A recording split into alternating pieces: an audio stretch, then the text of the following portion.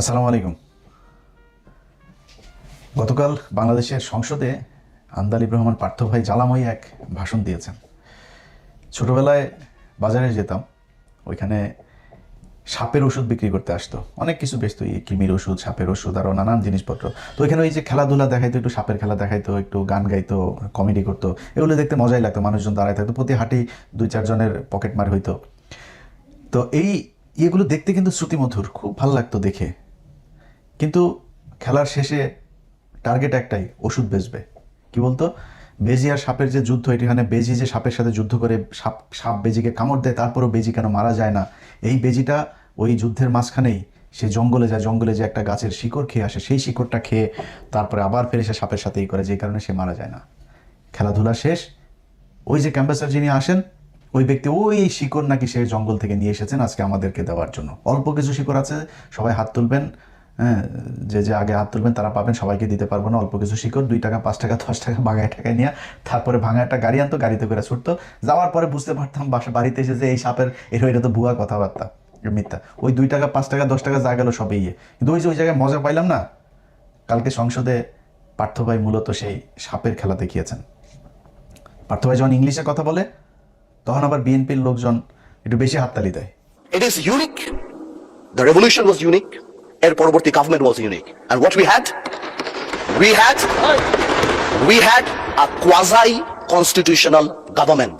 তো বিএনপির ভাইরা যে এই যে হাততালি টাততালি দিয়েছে না, এই বেশিরভাগই তো ধরেন ওনাদের এখানে অনেক শিক্ষিত মানুষ আছে, অনেক কি বলবো যে যা যোগ্যতা সম্পন্ন মানুষজন আছেন, কিন্তু এখানে কিন্তু আন্ডার 5 মানুষজনও কিন্তু আছেন। ওরা লেখে 8 পাস 9 পাস এরকম লেখেন ওই হলফনামায়, কিন্তু আন্ডার 5ও আছে, কিন্তু অনেকগুলো আছে বিএনপিতে। তো আন্ডার 5, আন্ডার 8, আন্ডার 10 ম্যাট্রিক, এগুলো তো আপনার ইংলিশ বুঝে নাই। তো না বুঝে ওরা মনে করছে ইংলিশে যা বলছে ওটা মানে আমার পক্ষেই বলছে, আমাদের দলের পক্ষেই বলছে, শুনে আরও বেশি থাপড়ানি দিয়েছে। কিন্তু বাস্তবতা হলো, আন্দালিব রহমান পার্থ ভাই কালকে তার বক্তব্যের শুরু থেকে শেষ পর্যন্ত এক ভয়ঙ্কর সাপের খেলা দেখিয়েছেন, যেই বক্তব্যের কোনো সারমর্ম নাই, একদম পুরোটাই ভোগাস, মিথ্যা, অপতথ্য, বিভ্রান্তিমূলক কথাবার্তা বলে গিয়েছেন। কেমনে বলেছেন আমি আপনাদেরকে একটা একটা করে বুঝাই। তবে তার আগে পার্থ ভাইয়ের বক্তব্যটা অল্প একটু আগে আমরা শুনি, উনি কি বলেছেন শুনেন। অন স্পিকার, ব্যাপারটা তো অনেক কমপ্লেক্স, একটা ইউনিক সিচুয়েশন। আমি আমার সম্মানিত বিরোধী দলের নেতাদের চোখে আবেগ দেখি, কথায় দেখি, তবে একটা জিনিস এটাও দেখি যে কেন জানি প্রথম থেকে আমাদেরকে জুলাইয়ের বিরুদ্ধে নিয়ে যাওয়ার একটা পায়তারা দেখতে পাচ্ছি। ঠিক যেমন, ঠিক আমাকে কথা বলতে দাও। If you understand that decorum, please. আমি কেন was quiet when এটা হবে না কিন্তু। তো আমাকে আওয়ামী লীগ সরকার মনে পড়ে যায় যে আমরা যদি কোনো কথা বলতাম, যুদ্ধাপরাধের বিচার চায় না। আমরা বলতাম তেলের দাম কত, যুদ্ধাপরাধের বিচার চায় না। আমি অনেকখানি ওই অ্যাটিটিউডটা দেখতে পাচ্ছি। সবচেয়ে বড় কথা, we have no problem with July সনদ। আমাদের প্রবলেম প্রক্রিয়া নিয়ে। আপনারা কোন প্রক্রিয়ায় করতে চাচ্ছেন, এবং আমরা আমাদের ডিসেন্ট, নোট অফ ডিসেন্ট আগে থেকেই দেওয়া। আমাদের প্রক্রিয়া ছিল, আপনারা দেখেন, উইথ ডিউ রেসপেক্ট, একদম রেসপেক্টের সাথেই বলি, আচ্ছা, রাষ্ট্রপতির ক্ষমতা কমাতে যে আমরা প্রধানমন্ত্রী বা ক্যাবিনেটের ক্ষমতা অনেকাংশে বাড়িয়ে দিয়েছি। দ্যাট ইজ দ্য ইস্যু, আর তো কিছু ছিল না। এই কারণে আমরা আমাদের কনস্টিটিউশনাল ফ্রেমওয়ার্কে রিয়েলাইজ করেছি উই নিড চেঞ্জ। আমরা মনে করি বা আমরা আজকে এখানে, আমরা পলিটিশিয়ান, আমাদের মাথায় রাখতে হবে that we must mitigate the harshness of the relevant provisions of the constitution. At the same time, we must uphold the spirit of July. এই ব্যালেন্স আমাদেরকে করতে হবে। কিন্তু আপনারা তো আমাদেরকে লগর সেটে পাঠিয়ে দিচ্ছেন। আপনারা এখানে যারা বসা, আমার মাননীয় প্রধানমন্ত্রী কত বছর এক্সাইল, পাশে আমাদের মাননীয় জিআরডি মন্ত্রী কয়বার জেল খেটেছে, তার পাশে আমির খসরু সাহেব একসাথে জেলে ছিলাম, তার পাশে সালাউদ্দিন সাহেব কতদিন বিদেশে ছিল, এমন একটা ভাব কত বছর বিদেশে ছিল। এখানে আমরা যারা আছি, আমরা সবাই জুলাই যোদ্ধা। আপনাদের বিরোধী দলীয় সম্মানিত মাননীয় আমাদের যে বিরোধী দলীয় নেতা, উনি ওনার ভাষা এত সুন্দর করে আমাদেরকে রেকগনাইজ করেন, কিন্তু যখনই ফ্লোর আপনাদের হাতে চলে যায়, আপনারা আমাকে অ্যাটাক করেন অ্যাজ ইফ আমরা জুলাইতে আমাদের কোনো কন্ট্রিবিউশনই নাই। একদিন এক ভাই দাঁড়িয়ে বললো, গতকালকে সম্মানিত সংসদ সদস্য দাঁড়িয়ে বললো যে আমাদের এখান থেকে বলা হয়েছে এই আন্দোলনের সাথে আমাদের সম্পৃক্ততা নাই। অফকোর্স আমরা এই কথা বলেছি, because it was politically correct. We never wanted to give it a political face. আমরা চাচ্ছিলাম ছাত্র আন্দোলন বা যেই কোটা আন্দোলন হচ্ছিল এভাবে যাক। এই রেভলিউশনকে আমরা শ্রদ্ধা করি। 17 বছর আমরা কষ্ট করেছি। এখানে আমার ভাইয়েরা অনেক বেশি কষ্ট করেছে। আমরা জেলে গিয়েছি, আন্দোলনে ছিলাম, 20 দলে ছিলাম, যার দলে ছিলাম অনেক আগে থেকে, আমরা চাই না। কিন্তু এই যে একটা প্রক্রিয়া, সংবিধানকে ছুড়ে ফেলে দাও, সংবিধানকে ছুড়ে ফেলে দাও। সংবিধানকে ছুড়ে ফেলবো কেন? সংবিধানকে মনে করায় দেয় যেটা ৭১-এর পরাজয়ের দলিল। আমি সংবিধান কেন ছুড়ে ফেলে দেবো? এই সংবিধান দিলে গাত্রদাহ কেন হবে? এত গায়ে লাগবে কেন? If I don't like it, there are relevant provisions within the constitution যে আমি পরিবর্তন করতে পারি। আমার দরকার কি যে আমি এটাকে ছুড়ে ফেলে দেবো? পার্থ ভাইয়ের পুরো বক্তব্যের আপনারা যারা শুনেছেন, এটার আরো বড় আছে, দেখে নিন আপনারা ইউটিউব থেকে। এই বক্তব্য শোনার পরে আপনাদের কারোর কি মনে হয়েছে যে উনি বিএনপির নেতা নাকি বিজেপির নেতা? ওনার বক্তব্যের প্রথম প্রশ্ন হইল এইটা। ওনাকে আগে আমাদেরকে বলতে হবে উনি বিএনপি না বিজেপি। এই গেল ১.৫ মাসে এই সরকারের যে মেয়াদ, এই ১.৫ মাসে আপনারা সোশ্যাল মিডিয়াতে, কোনো পত্রিকাতে, কারোর কোনো ফেসবুক পোস্টে কোথাও কোনো দিন কেউ শুনেছেন কেউ আন্দালিব রহমান পার্থ ভাইকে অ্যাড্রেস করে বলেছে যে পার্থ ভাই আপনি কেন জুলাই সনদের বিরুদ্ধে? বা বিজেপিকে বলেছে কেউ, ওনার রাজনৈতিক দল যেটা, কেউ বলেছে? কেউ বলে নাই। ওনাকে কেউ অ্যাড্রেসও করে নাই, ওনাকে অভিযুক্তও করে নাই, কিছুই করে নাই। কিন্তু উনি নিজের গায়ে নিলেন অ্যাজ ইফ উনি একজন বিএনপির মন্ত্রী, বা মনে হয়েছে উনি বিএনপির মানে প্রধানমন্ত্রী বা মহাসচিব, এরকম একটা দায়িত্ব নিয়ে উনি কালকে বিএনপিকে খুবিয়ে দিয়েছেন। কারণ জিনিস কিন্তু হেভি জিনিস একটা। পার্থ ভাই কিন্তু কোনো সমস্যা হয় না কখনো। ধরেন আওয়ামী লীগ বিএনপি যখন যারাই ক্ষমতায় আসে কোনো সমস্যা হয় না। একদিকে হেলাল সাহেবের মেয়ের জামাই ভাইও মোটামুটি ভালো নেতা টেতা ছিল। তারপরে ধরেন এখনও কোনো সমস্যা নেই, আওয়ামী লীগের সঙ্গে ব্যবসা পাতিটাতি সব কিছু চলেছে, কোনো সমস্যা নেই। তো এখন বিএনপি আসার পরে তো ফুল ফেসে ওনাকে বিএনপি হইতে হবে। কারণ আওয়ামী লীগের অনেকের দায়িত্ব কিন্তু পার্থ ভাইয়ের হাতে, পার্থ ভাইয়ের মাথায়। পার্থ ভাইয়ের অনেকের ব্যবসা ট্যাবসা অনেক কিছু দেখাশোনা করা লাগে, তো এগুলোই করা লাগে। ওনার কালকে যে বক্তব্য দিয়েছেন সেটাতে উনি বুঝিয়ে দিয়েছেন বিজেপি বলে বাংলাদেশে কোনো দল নাই, উনি বিএনপির। তো পার্থ ভাইয়ের আমি বলবো যে পার্থ ভাই আপনি এক কাজ করেন, আপনি আপনার দল অ্যাবলিশ করে দেন, করে আপনি বিএনপিতে করেন, অথবা দলকে এখানে কোয়ালিশন করান, কোলাবোরেট করায়, তারপরে বিএনপির সাথে আপনি মানে একটা সমঝোতার ভিত্তিতে একটা রাজনীতি করেন, সরাসরি বিএনপি করেন। আপনার আর বিএনপিরও আপনার মতো লোকের দরকার আছে, কথাবার্তা বলার, বুঝছেন না, ইংলিশ টিংলিশ বাংলা টাংলা মিলায় সুন্দর করে কথা বলার লোক বিএনপিতে নাই। তো বিএনপির এই মুহূর্তে ধরেন আমি ওই যে মোয়াজ্জেম হোসেন আলাল ভাইটাই এরকম কিছু লোকজন আছে, এখানে সংসদেও কিছু লোকজন আছে, বাট বেশিরভাগই মানে একদম উপরের দিকের নেতাদের কারোর কথাই শ্রুতিমধুর না, শুনতে ভালো লাগে না, কেমন যেন মনে হয় আর কি। তো পার্থ ভাই একজন আছে ওইটার প্রক্সি দিতে পারবে বিএনপির হয়ে, ওনার উচিত। এবং বাস্তবতা হচ্ছে আন্দালিব রহমান পার্থের কিন্তু কোনো দল নাই। বিজেপি নামে যেই দল আপনারা দেখেন সেই দলের কিন্তু কার্যকরী কোনো কার্যক্রম কিংবা সাংগঠনিক কোনো কিছু নাই। ওনার এই দল বাতিল হয়ে যাওয়া উচিত। কারণ হলো ওনার দলের মহাসচিব যিনি আছেন তিনি আমাকে আজ থেকে 2 থেকে আড়াই মাস আগে একটা বক্তব্য দিয়েছিলেন, একটা অডিও এবং ভিডিও। প্রথমে অডিও নিয়েছিলাম, এরপর আবার ভিডিও উনি দিয়েছেন, সব মিলে ঘন্টাখানেকের একটা রেকর্ড আছে। তো পার্থ ভাই যেহেতু আবার ওনারা কিন্তু আমি পুরোপুরি মানে যেই অ্যাঙ্গেলে আওয়ামী লীগকে বলতাম ওইভাবে কিন্তু পার্থ ভাই বিএনপির লোকজনের বলতে পারি না, কারণ ওনাদেরও তো একসময় পছন্দ করি, এখনও পছন্দ করি, একদম করি না তা না। পার্থ ভাইয়ের প্রতি একটু রাগ আছে, উনি প্রথম আলোয় গিয়েছিলেন, বাট অত বেশি রাগ নাই, আবার এরপরে ওনার সাথে কথাবার্তা হয়েছিল।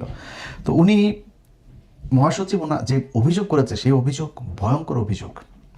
ওনার দলের মহাসচিব ওনার বাবার সাথে রাজনীতি করেছেন, রাজনীতি করার পরে উনি কিন্তু এই দলের চেয়ারম্যান হইতে পারতেন, কিন্তু ওনার বাবার সন্তান যেহেতু অল্প বয়স, তারপরেও আন্দালিব রহমান পার্থকে উনি চেয়ারম্যান করে দিয়েছেন সম্মান দেখিয়ে।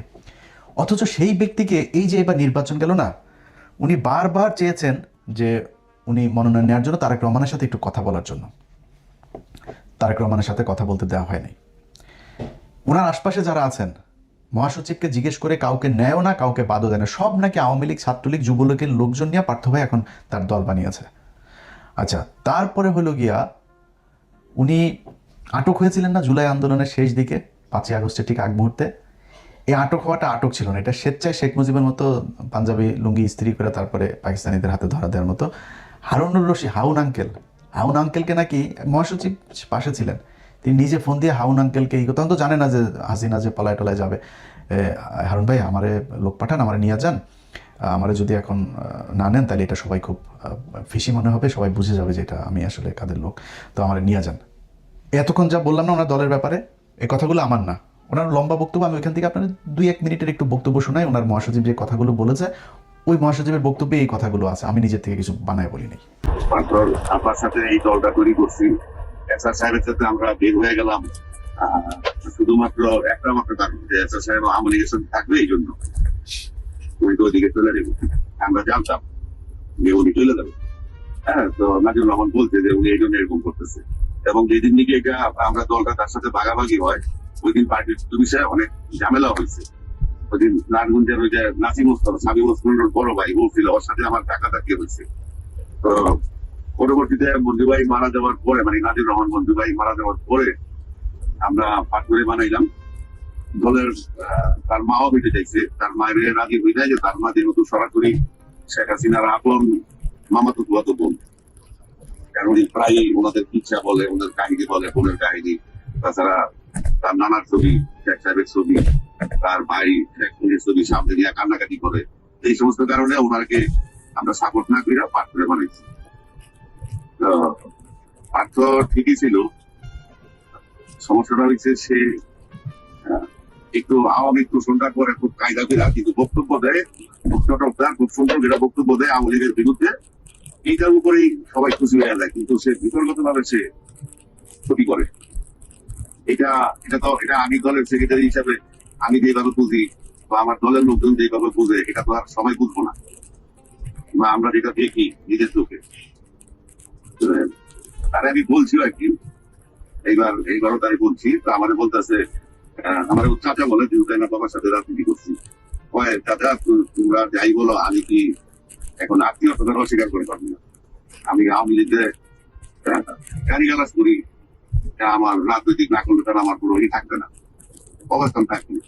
কিন্তু তারা যদি বিপদে পড়ে, আমি যদি তাদের সাথে তখন সম্পর্ক নষ্ট করে দিই, এটা তো ধর্মেই তো নিষেধ আছে যে আত্মীয়তার সাথে সম্পর্ক চিন্তা করা যাবে না, আমার দোষ। হ্যাঁ, আর দলের কমিটির ব্যাপারে সে ইদানিং যেহেতু সে আওয়ামী লীগের লোক আর গোলাম লোক, এর বাইরে আর কাউরে তেমন করতে চায় না, যার জন্য উনি এককভাবে সই করে। এই হয়েছে আন্দালিব রহমান পার্থ ভাইয়ের রাজনৈতিক অবস্থা আর কি। তো ওনার দল বলে এখন আর কিছু নাই, এই দল দিয়ে যে জীবনে কোনোদিন ক্ষমতায় আসতে পারবে সেটাও না। আবার কারোর সাথে কোয়ালিশন না করলে যে কোথাও এমপি হইতে পারবে ওইটাও আমার মনে হয় না যে কখনো সম্ভব। এই কারণে উনি বিএনপিকে পুরো ওন করে তারপরে বিএনপির হয়ে উনি জামাতের বিরুদ্ধে সর্বোচ্চ ম্যাক্সিমাম অ্যাটাক করেছেন। ম্যাক্সিমাম অ্যাটাকের মানে শেষ মাত্রাটা কোনটা? জামাত ইসলাম নাকি কবে বলেছেন যে সংবিধান ছুঁড়ে ফেলে দেওয়ার কথা। আমি শুনি না জামাত ইসলামের কে কথা বলেছেন, ইভেন ওনারা মনে হয় এটা বলেও নাই। যেটা চায় এই সংবিধান আমরা চাই না, এই সংবিধান সংশোধন হোক, রিপ্লেসমেন্ট হোক, আর যেটাই হোক এটা জামাত ইসলাম চায়, আমরাও চাই, দেশের মানুষ সবাই চায়, ইভেন বিএনপির মানুষও চায়।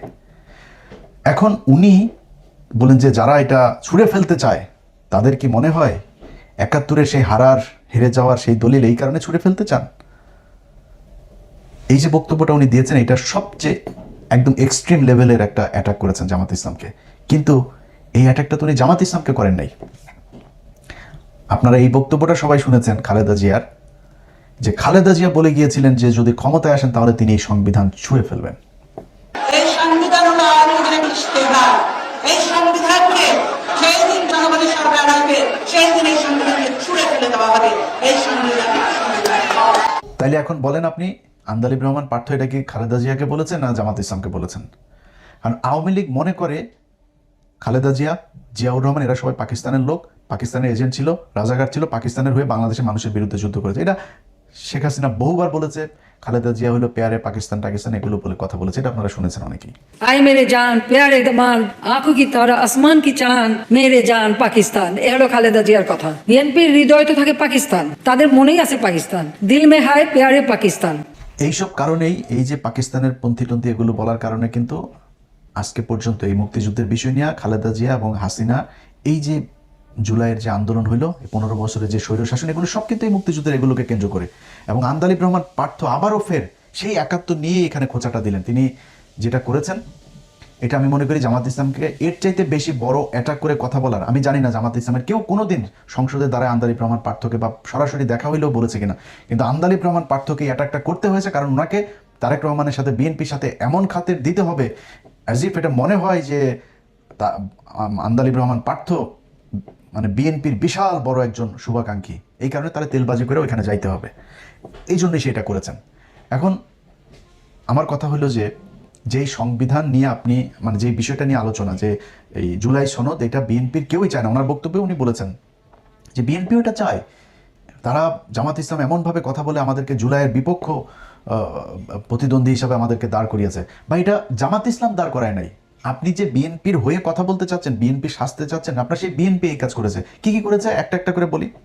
নির্বাচনের আগে ভারতীয় পত্রিকা আনন্দবাজার থেকে শুরু করে NDTV, India today, Indian express, Times, এরা সবাই কি বলেছে যে তারেক রহমান ভারতের সাথে কথা বলে এসেছে এবং তাদেরকে সেই নিশ্চয়তা দিয়ে এসেছে যে তারেক রহমান বাংলাদেশে গেলে হাসিনার রাজনীতি আবার আওয়ামী লীগকে স্বাভাবিক রাজনীতি করতে দিবে, হাসিনার বিরুদ্ধে সব মামলা তুলে নিবে।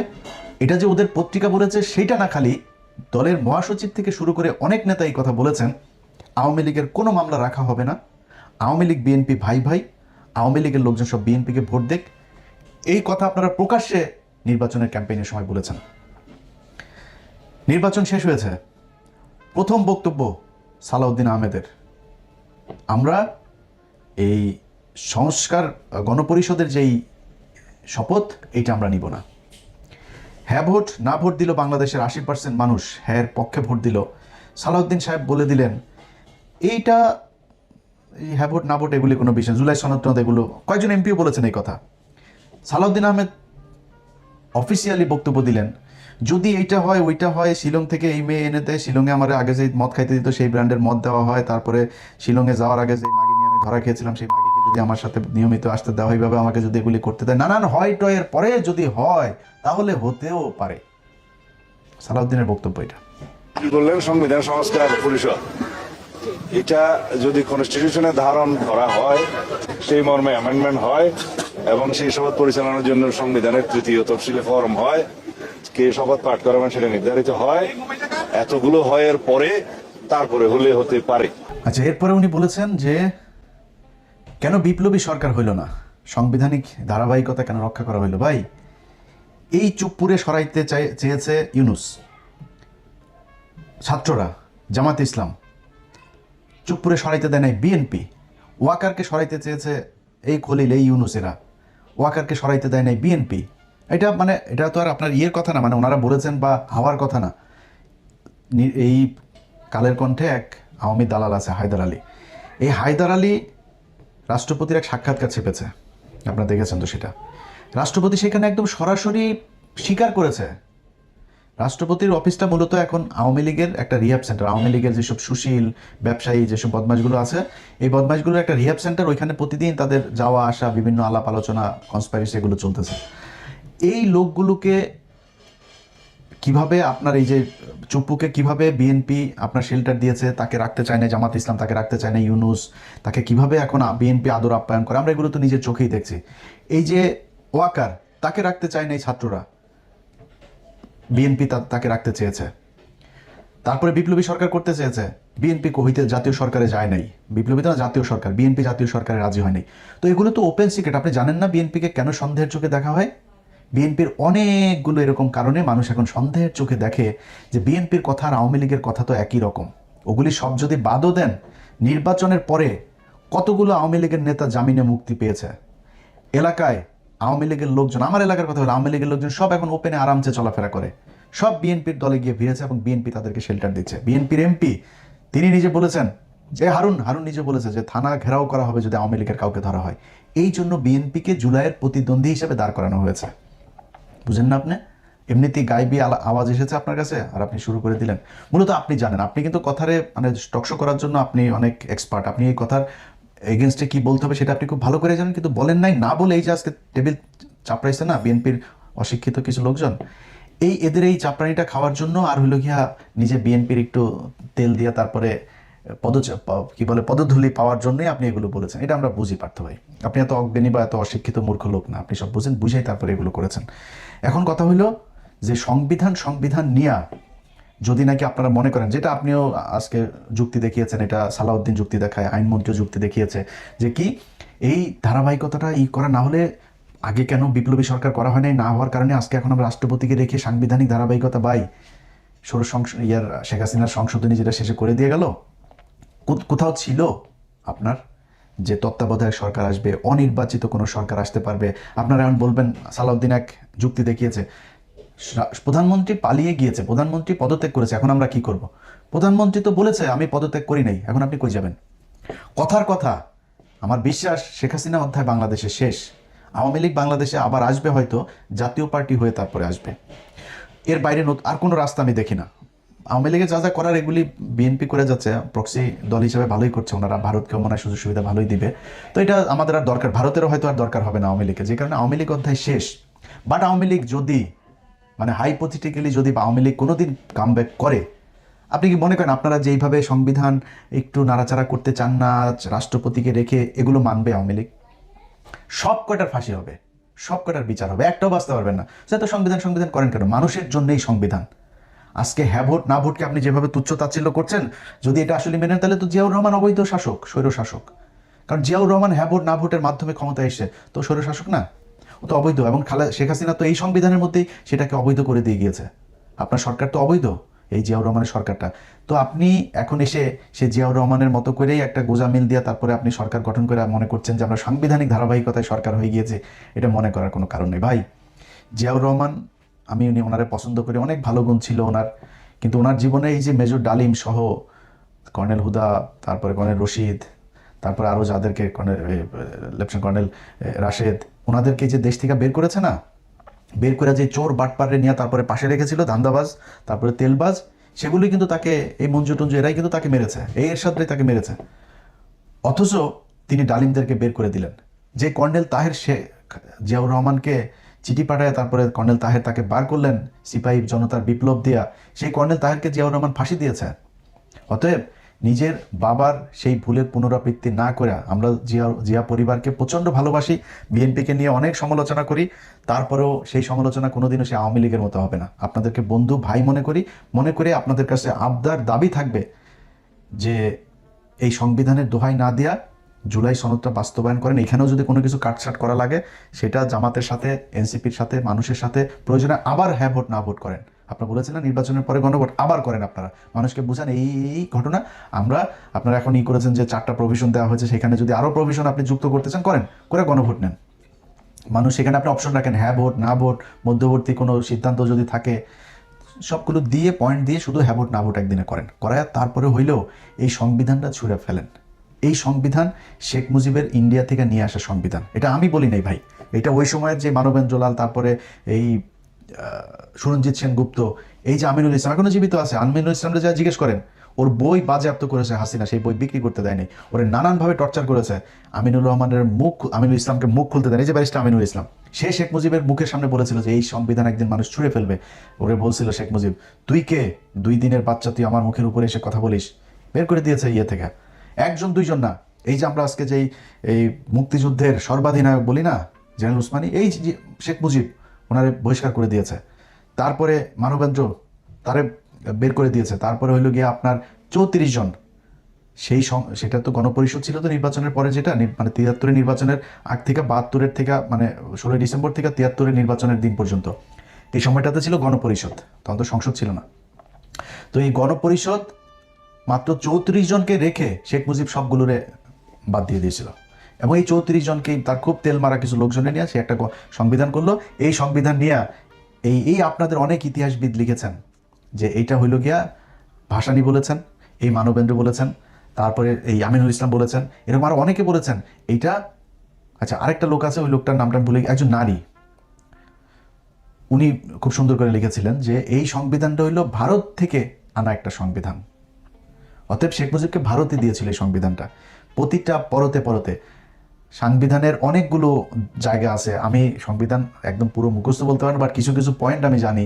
যেমন ধরেন 145 ক, সেখানে বলা হয়েছে যে বিদেশি কোনো চুক্তির ক্ষেত্রে সংসদে বিল উত্থাপন করিতে হইবে, কিন্তু যদি প্রেসিডেন্ট মনে করেন তাহলে বিশেষ ব্যবস্থাপনা, মানে আমি কথাগুলো একদম এক্স্যাক্টলি ওরকম বলছি না, এরকম যে উনি চাইলে গোপনেও সেই বিদেশি রাষ্ট্রের সাথে চুক্তি করিতে পারিবেন।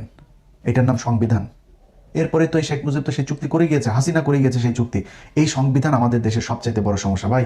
আপনারা বলেন আবেগ দিয়া দেশ চলে না, সংবিধান হয় না, দেশ পরিচালনা করা যায় না, আমরাও মনে করি তাই। যদি আসলে আবেগ দিয়ে মনে করতে না, সবার আগে এই জাতীয় সঙ্গীতের মধ্যে সংসদে দাঁড়ায় সবার হিসু করতে হবে।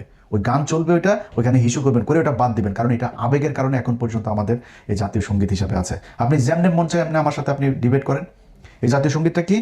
রবীন্দ্রনাথ আরেক দেশের মানুষ, আমাদের বাংলাদেশের স্বাধীনতা নিয়ে লেখা হয় নাই, বাংলাদেশের বিরুদ্ধের বঙ্গভঙ্গ নিয়ে যে সেই বঙ্গভঙ্গ রোধ করার জন্য এই গান লেখা হয়েছিল। এরপরে আবার এটার যে সুর, সেই সুর আবার গগন হর করার গানের সুর চুরি করে তারপরে বসানো হয়েছে। সো চুরি করা বিদেশি আরেকজন বাংলাদেশ বিদ্বেষী, মুসলমান বিদ্বেষী একজন মানুষের লেখা জিনিসকে আমরা আপনার জাতীয় সঙ্গীত হিসাবে, একজন মুসলমান যদি নাকি এই জাতীয় সঙ্গীত পড়ে, ওরে জীবনে আল্লাহর কাছে গেলে ওরে জবাব দিতে হবে, এটা পড়ছিস কেন। এটা ওদের দেবদেবীকে উদ্দেশ্য করে ওরা এই মাগতর এগুলি ওরা ওদের জন্য করছে, আমাদের জন্য না। এটা যদি আপনি আমার ইতিহাস দিয়া যদি বুঝাইতে পারেন তাহলে বুঝান, আবেগ দিয়া যদি বুঝাইতে চান তাহলে আরেক জিনিস। আপনারা তো আবেগ মানবেন না, তাহলে জাতীয় সঙ্গীত বাদ দেন, সংবিধান বাদ দেন। এসব গাঁজাখুরি কথাবার্তা বলে টলে মানুষকে জুলাই সনদ থেকে নিয়ে যাবেন, যা মন চায় তাই করবেন, এগুলি যদি করেন ভাই করতে পারবেন, গায়ের জোরে অনেক কিছু করতে পারবেন, কিন্তু মানুষ কিন্তু প্রতিটা ঘটনায় বিএনপির বিরুদ্ধে যাচ্ছে। আন্দালিব রহমান পার্থ ভাইয়ের প্রথম বক্তব্যের শুরু ছিল এমন একটা পরিস্থিতি তৈরি করা হয়েছে, আমরা জুলাই সনদের প্রতিদ্বন্দ্বী আপনাদেরকে জামাত বানায় নাই, আপনারা বানিয়েছেন, জনগণ বলেছে, জামাতের বলতে হয় নাই। জনগণ মনে করে বিএনপি জুলাইয়ের সাথে গাদ্দারি করেছে প্রতিটা জায়গায়। আপনারা শহীদ ওসমান হাদির মৃত্যু হইল, শেখ মুজিবুর রহমানের হলের সামনে নিয়ে লেখা হইল শহীদ ওসমান হাদি হল, সেখানে এই ছাত্র দলের ছেলেপেলেরা যায় তারপরে এক ব্যানার টানিয়ে দিয়ে এসেছে হাদির উপরে। কেন? কারণ কি? আবার তাদের সেই ব্যানারের মধ্যে আবার লেখা শহীদ এই শেখ মুজিবুর রহমান হল। আপনারা জনগণ থেকে বিচ্ছিন্ন হয়ে যাচ্ছেন। এইটা আওয়ামী লীগের মতো পরিণতি হওয়ার আগে যদি বুঝতে পারেন তাহলে আমার মনে হয় আপনাদের জন্য অনেক ভালো। আশা করি ব্যক্তিগত আক্রমণ হিসেবে নেবেন না পার্থ ভাই, আপনার বোঝানোর জন্যই বললাম। আপনার এই মহাসচিবের বক্তব্য পুরোটা আমি ছাড়তে পারতাম, ওনারা আমি বুঝাইছি যে ভাই বাদ দেন, পার্থ ভাই তো তাও তো আওয়ামী লীগের দালালি তো করে নাই, ভেতরে ভেতরে তো ভাই দেশে সবই ওই মুড়ি খায়, এটা তার করে লাভ নাই, তো উনিও খাইতেছে, তারপরে তো আওয়ামী লীগের দালালি করে নাই, সুন্দর করে আওয়ামী লীগের সমালোচনাগুলো অন্তত করেছে আওয়ামী লীগের সময়, ওনারা মাফ করে দেন। আমি বলি নাই আপনার ওই সময় চালিয়ে কিন্তু আপনার দল আমি ভাঙিয়ে দিতে পারতাম, ওনার এই বক্তব্য ওই সময় চালাইতে পারতাম, নির্বাচনের আগে চালাই নেই। যাই হোক, ব্যক্তিগত আক্রমণ করার জন্য না, বোঝার জন্যই বলেছি। আশা করি এই সংবিধান ছুঁড়ে ফেলে দিয়ে নতুন করে বাংলাদেশের মানুষের জন্য, বাংলাদেশের মানুষের অধিকার প্রতিষ্ঠার জন্য যা করা যায় সেই অনুযায়ী একটা সংবিধান বাংলাদেশে রচিত হবে। আল্লাহ হাফেজ।